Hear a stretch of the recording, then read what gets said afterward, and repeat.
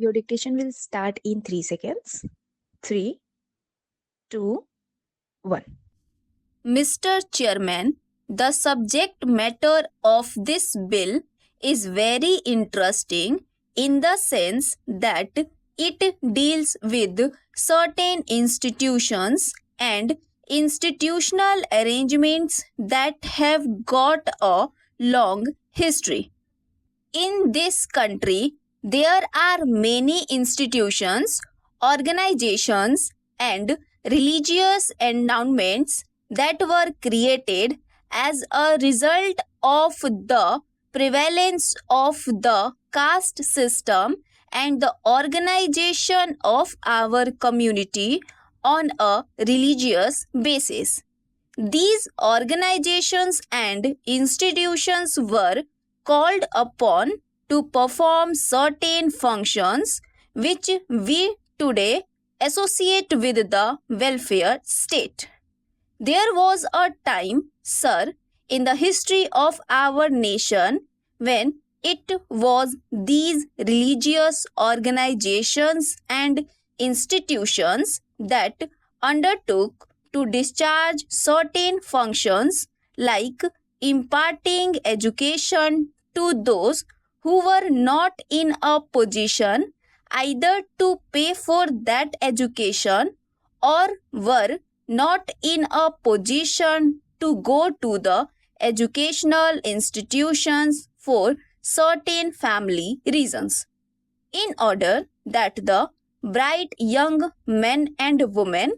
could be helped in pursuing their studies, it was found necessary that the religious organizations should step in by giving scholarships to the people belonging to a particular community or to a particular caste, and by helping the families of those persons who were thus engaged in educational pursuits during the period that they were so engaged.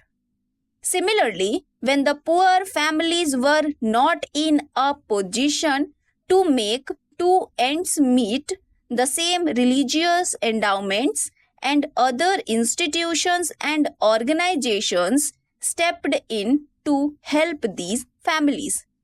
In this way, a large number of activities were undertaken by these charitable organizations and institutions at a time when the state was not prepared to undertake these responsibilities on its own shoulder. The question that now arises is whether we have reached a stage wherein it is possible for the state to step in and to undertake these very activities so that these religious organizations and institutions might not have to perform those functions. Connected therewith is also the question of whether the government should give its patronage to these organizations and institutions, or whether the government should allow these organizations and institutions to function on their own.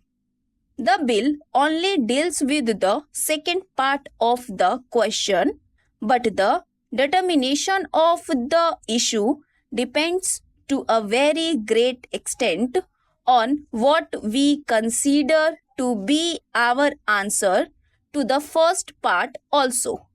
It is now well known that we have adopted the principle of the welfare state and that we now look up to the state to go to the help of the needy citizen in some of his needs that are so very urgent and important, and the fulfillment of which is considered to be so necessary from the point of view not only of the welfare of the individual but of the stability of the community also, And it is on this principle that we expect the state to undertake and discharge these functions. Therefore, it is desirable that the religious institutions and organizations are discouraged as far as possible from undertaking these obligations because of the fact that the need of the citizen has nothing to do with the caste or the religion to which he belongs.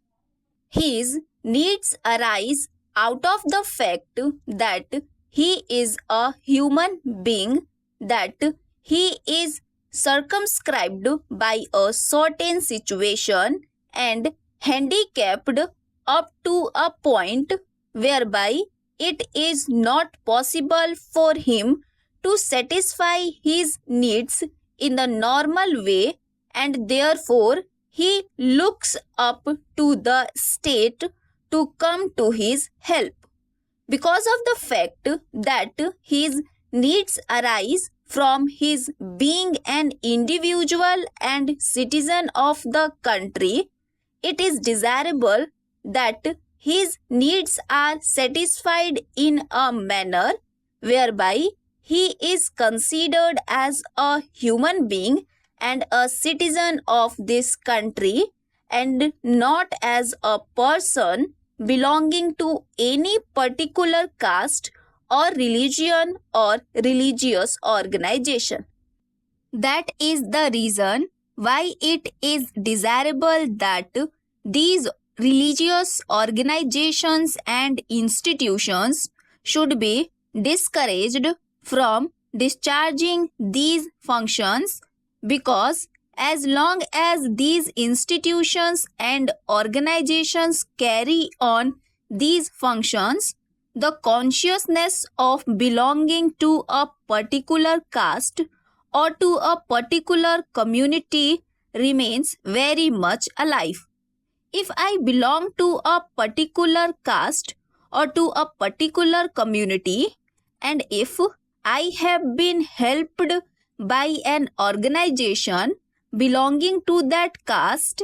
it is but natural that if I am later on placed in such favorable circumstances, my gratitude demands that I, in my turn, help the people belonging to my own community and to my own caste. In this way, the consciousness of caste and community persists, which we have now begun to realize has done untold harm to our country. We want to see that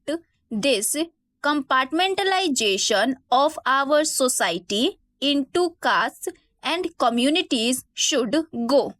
The consciousness of belonging to a particular caste or to a particular community should be replaced by the consciousness of belonging to the nation as a whole, so that the emotional integration of the nation could be speeded up.